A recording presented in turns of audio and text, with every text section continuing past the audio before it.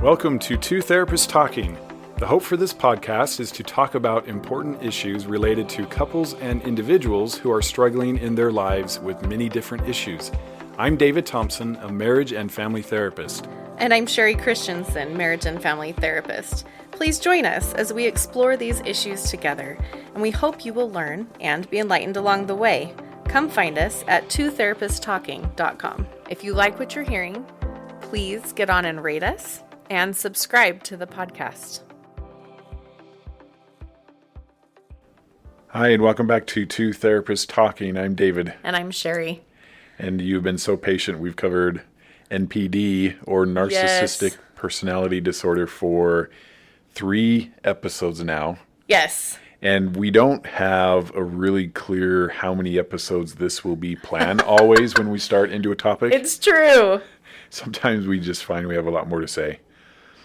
But in reviewing what we have on narcissism, there is more that we want to say about not only how to recognize the cycle a little bit better, but also just more techniques. Yeah. And what do you do if you're in this type of a situation? And I think this is great because it goes for, this really isn't just for like a significant other. This can show up in so many different places in your life. Neighbors, colleagues at work, there's just a lot of places that you might have to interact with these types of people. So it's a good description and good information to have to kind of take as a template and a framework with you.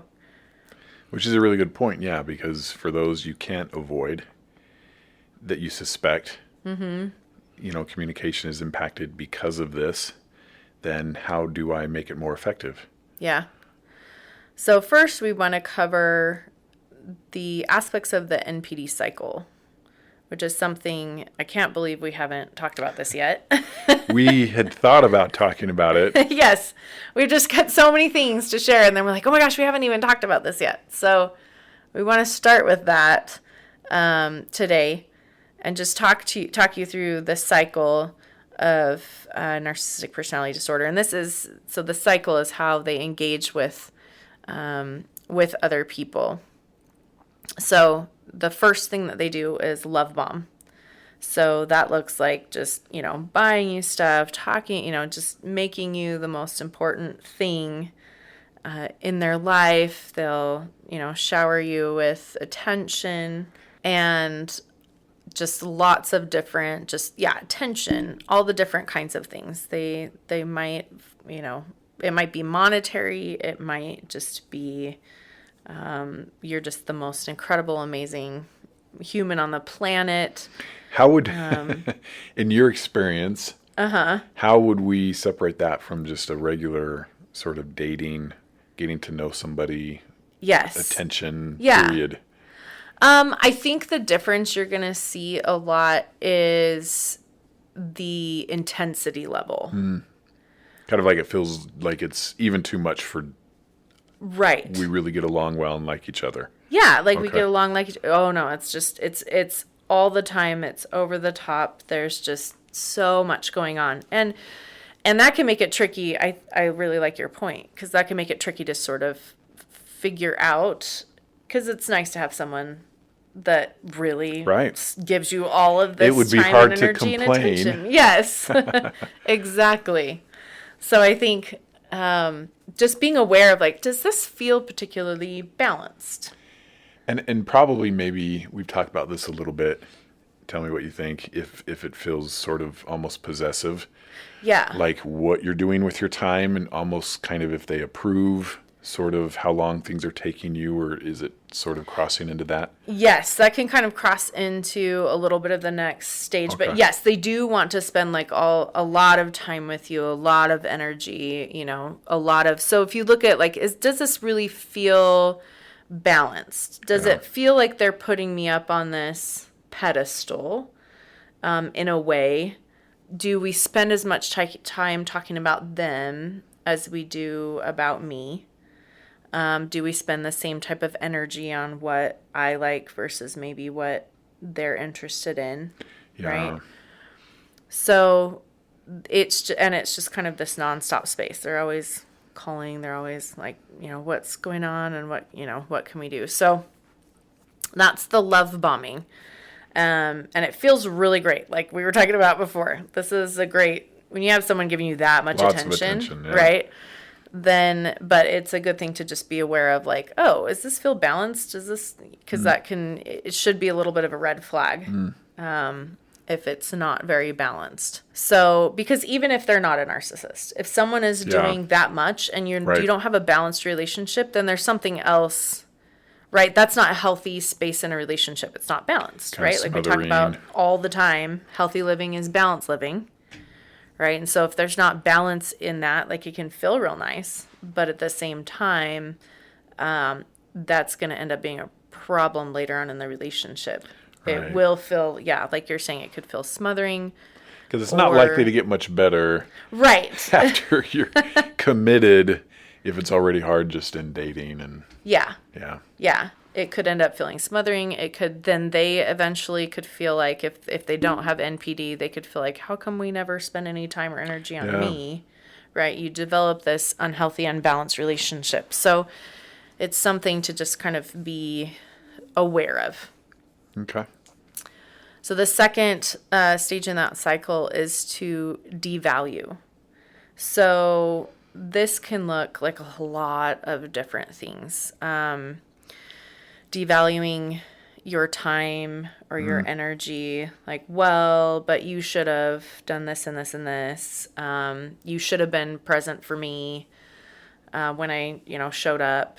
Like, you should always kind of be on the back burner for me. Sort of like the devaluing is the person is more important than the other person's time or what they want to do or how they're feeling. Yes. Or another aspect of it is I'm better than you. Okay. Or, well, you're not that great at this, or you can be good at this, but I'm very direct. I should be the one in charge. Yes. Okay. Yes. I'm the one with the power. I'm the one in control. So the love bombing is to kind of pull you into that space, and then they start devaluing your capacities and your contributions and things like that. So a lot of times you see a very like patriarchal feel to it. If it's the male that you're concerned about that has the NPD, very like, well, I'm the man, so therefore that's why. Right? But if it's switched, it's like, well, I run the household, so we have to do everything, we do things my way. You don't have as much to contribute. All of those types of feelings to them. Right, which would get pretty frustrating. And you're going to know in a relationship if their opinion, what they want, always sort of trumps where you're at or how you're doing. Especially, I imagine, if they're not really asking a lot of questions about how you're doing or what you want. It maybe, I'm guessing, a lot of assumptions. This is the way we're doing it because this is the way I want to do it. Mm-hmm. Not a lot of feedback or input being given or sought for what you should do. Yeah. Or if you do give feedback to them, then there's always a reason why it's definitely not your perspective. It's definitely not the right one. A lot of times we see the control around this, like this is kind of where we see a lot of the gaslighting, where they're going to turn it around and, well, no, you're wrong, because it's this and this and this. So this is what we really should be doing is what I want to do. And you don't end up having a lot of say in what's going on. And probably just kind of get worn out to where you're not really trying to influence. Yes. Because it's a dead end. It's not worth it. Yeah. It's just not worth it. We always end up in a big fight about it. So it's almost like which always gets turned around on you. Yeah. Almost like a criteria could be just how valued your opinions, your ideas, how often do you go or do the thing that you prefer versus what they prefer. Right. If theirs is just the default, sounds like. Yeah. Yeah. And again, in that love bombing stage, you might see that a lot, though. Yeah. Where it's like, oh, yes, we'll do all the things that you want to do, and we'll, just try to build you up. And then suddenly it's like, well, I don't have the time for you. Like, I don't have time for that. I have things to do. I have places to go.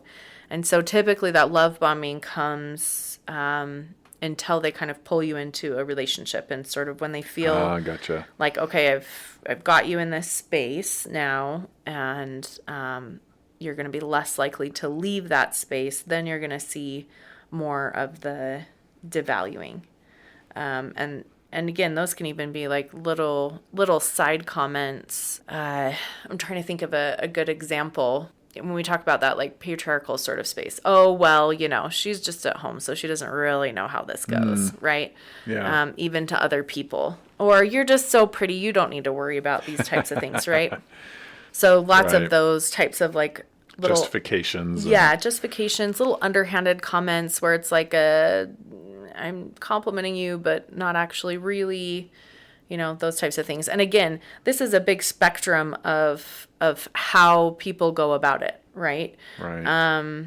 Sometimes people are going to be really blatant, especially if they think they can get away with it. And other times it might be really, really subtle comments like, yeah, well, but I'm the better this, Yeah. right? Or it just sort of comes across that way, and it's never really spoken out loud, right? Especially if you're a person that is fairly accommodating, or you're a person that can just go with the flow and you don't really care who Yeah. gets the praise or who Yeah. gets the attention for something. You might Makes it quickly easy. get sucked into those types of spaces because you're like, okay, it doesn't really matter. Like, yes, you can say that you were the one that did all the things. Where would you say you begin to really notice it? Bigger decisions, or just an overall lack of empathy, Yeah. kind of in where you're at or how you feel? Yeah, I think it can be both. Like, again, Okay. it depends on the person that you're dealing with. It depends on the narcissist that Yeah. you're engaging with, right?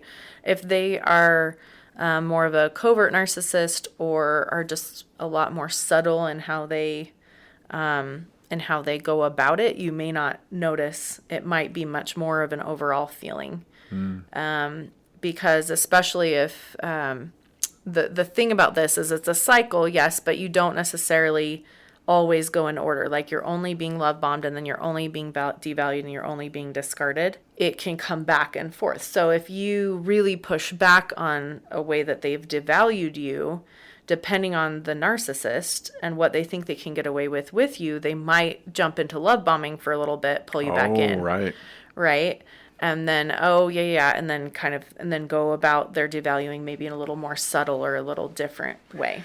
Which love bombing serves the purpose of just getting you back on board with Yes. their agenda, more or Yes, less. exactly. So you see this type of NPD cycle with like abusers a lot too, Yeah. right? With domestic violence, like, oh, I love you so much, I'll never do that again. Like, we have the best relationship in the whole world, da da da da da. And then they start devaluing you, and then we get to the discarding. That would be like physically assaulting you, and then jumping back to like hoovering or love bombing again. So it can depend on the narcissist and what skills and tools they use for that, whether it's a physical abuse, whether it's emotional abuse, and whether it's like a blatant or whether it's more subtle. But just this overall devaluing of you. And then, of course, the next one is the discarding of the relationship, or of you. So this is more, sometimes I call it putting you in the graveyard. You are no longer like a valuable asset to them. And so they just kind of move on. Right. Right. As in leaving the relationship, or sometimes in the relationship still? You can still be in the relationship. Sometimes they'll just discard you completely. They just won't spend time, energy, or effort or whatever on you. So it can be everything altogether. Like, oh, they just discard you. They ask for a divorce, or they figure out a way to cut you out of the company, or something like that. But they can also kind of discard within the relationship if there's like looks better if I'm married, so therefore, right. We'll just kind of push you out to the side, but I really don't pay much attention to. You're basically serving some purpose. Yes, there for is them, some purpose. But it's not an equal sharing. For sure. Right. For sure. And so with that discard, then if you're still in the relationship, then for some reason they do still see you as an important aspect of their life. There's something they can still get from you, they still need from you. But yes, the ultimate discard would be to completely cut you out. So if you have, for example, like if you have a narcissistic sibling, they might devalue you a lot and discard you, but still show up to family events because then that makes them look good or something like that. But they sort of in their mind have put you in the graveyard. Like you serve no purpose for them. You're just kind of off to the side, but there might be other people that they have to impress or other people that are still that are still feeding their narcissism that they need to keep you around, for that. So, okay. And then the last stage is Hoover, and that is in reference to the vacuum. It's this way to kind of suck you back in. It just kind of pulls you back in and gets you back to that sort of love bombing space. Because of a need. Yes. So something has happened, something's occurred where they do need a little more buy-in from you. Exactly. Okay.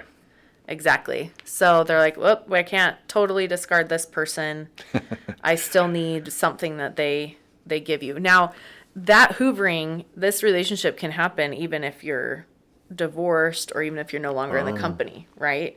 Or something like that, where they've done the work to kick you out or something like that. They can still use that if they have to interact with you in some way, or if they feel like, something, or you could still be prevailed upon to make them look good in some type of serve setting. Some purpose for them still. Yes, yes. Again, remember your power, your control, your money, those types of things. Reputation. Image. Yep, the image is the other one.